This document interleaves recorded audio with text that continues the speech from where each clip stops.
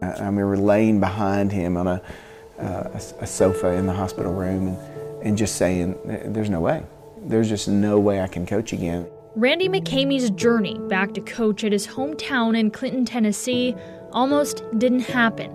If it weren't for he and his wife Kara's faith, he may have walked away from the very sport associated with his son's death. If there was any possible way to lose a child and feel as though it was part of the plan, we certainly experienced that.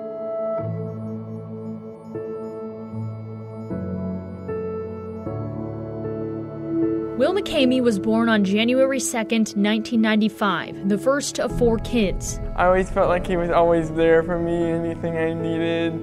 He would talk about day-to-day things and whether it was talking about something that happened at school or any day necessities. He was always there. We would say kind of behind closed doors, it was just us. It's like, he just seems different. He always seemed kind of special. Will was self-motivated and naturally gifted, and his hard work paid off big time when he graduated second in his class at Grace Christian Academy with a scholarship to play football for the Naval Academy. It's simple. I mean, he was the best of the best. Just a great kid, exactly what you would think of when you think of a Service Academy football player. Super smart, wanted to be a doctor, good football player, but probably even more so just a great young man. While in high school, Will suffered a ripped blood vessel in his brain, but recovered and was cleared to return to football.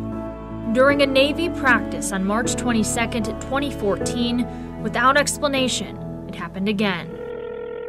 Fire and Police Communications.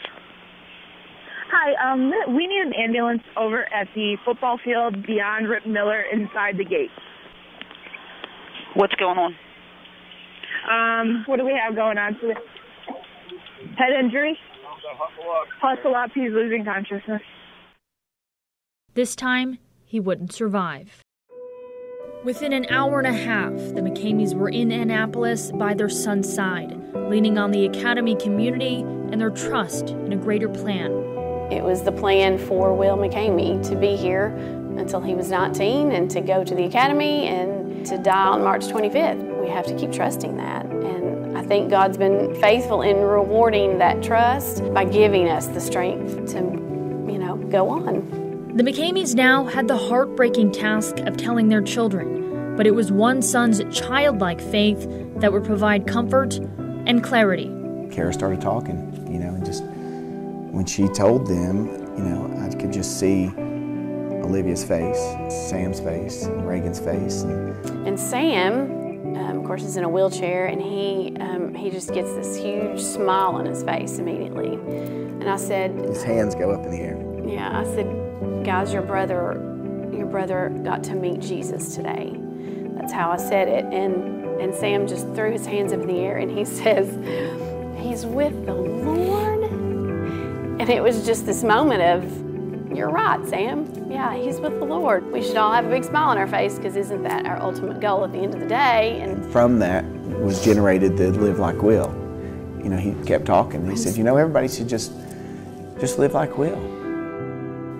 A saying, a hashtag that revealed the enormous impact 19-year-old Will McCamey had on those around him.